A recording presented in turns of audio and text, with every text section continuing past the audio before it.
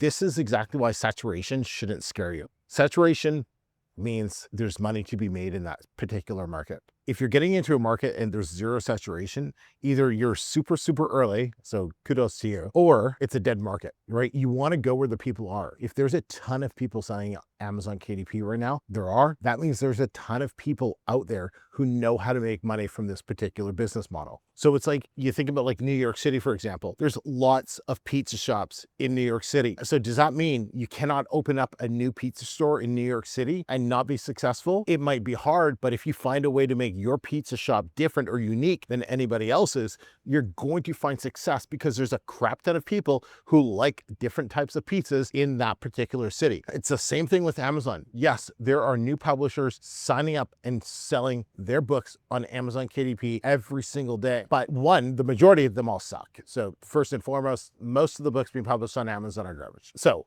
just don't publish garbage and you're already going to be ahead of most people. But then second, as long as you get in there and you find a niche and you find a way for your book to stand out over everybody else's, you're going to find success.